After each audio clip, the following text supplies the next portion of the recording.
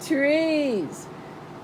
Trees are a source of shade and beauty and in themselves, but they also have many important benefits for the whole environment and foundation pointed out, including helping to combat climate change, climate crisis, empathy, worldwide, genocide, international. Yes, that's Sonia Fuderman on Facebook and all over the world.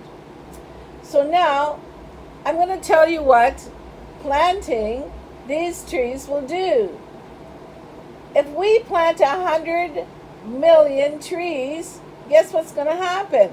We're going to absorb 8 million tons of carbon, the equivalent of taking 6.2 million cars off the road for a whole year.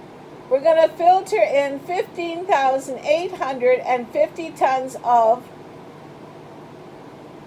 molecules and particles, matter, from the air, and we're going to filter and catch 7.1 billion cubic meters of water, enough to fill a water bottle for each person on Earth every day for 5 years. And also we can remove 578,000 tons of chemicals from the air just by planting 100 million trees. Now, 100 million trees sounds like a lot of trees. But right now you're looking at some beautiful, gorgeous planted lavender. So pretty, so distressing. It's just so fantastic. What is a tree? A tree has a root. And the biology of trees is connecting all matters to nature.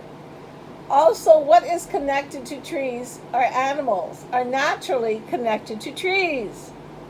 Trees and animals go hand in hand. Without trees, there would be no animals. Without animals, there would be no trees.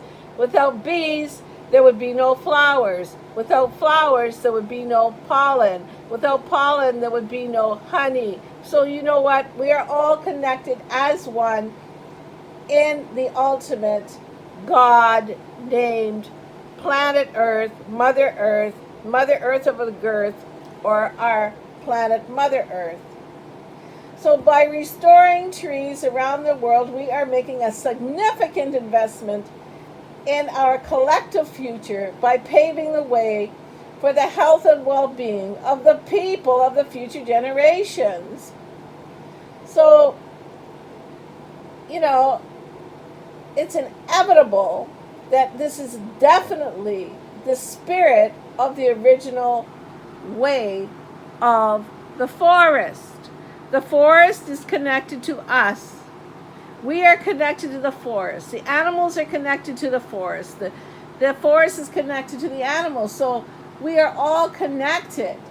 And if you don't understand that we are just one big web,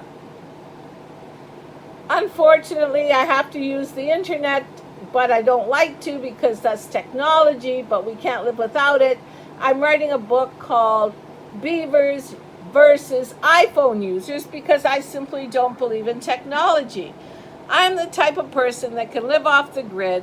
I'm the type of person that can go into the forest, plant a bunch of trees, and just live happily ever after. And the trees that I leave will spread more seeds, and we will get more seedlings, and therefore those trees will multiply from 100 billion trees into 500 billion trees. And that's how it is, because all of these animals, like squirrels and bees and all these things that live in the trees and under the roots of the trees, spread the seeds of the trees. So it's all related content around the trees, around the root of the trees. We have plastic pollution that harms the ocean. This is terrible. You know, bacteria that produce 10% of the Earth's oxygen. Now, it's well known that the ocean plastics harm marine life, but could the 8 million metric tons of plastic that enters the sea each year also make it harder for us to breathe?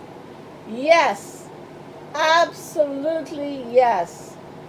So I'm not just talking about the trees, I'm also talking about our waterways, and I'm also talking about the dew and the wonderful things that the forest and the trees give off. I'm also talking about if we don't have trees, we would not have money, because money, paper, is made from trees. If we did not have trees, we would not be able to make houses, because wood comes from trees. There's so many things that come from trees. Medicine comes from trees. Shade comes from trees. Oxygen comes from trees. Water comes from trees. The list goes on and on. Why are we destroying our planet and our bumblebees?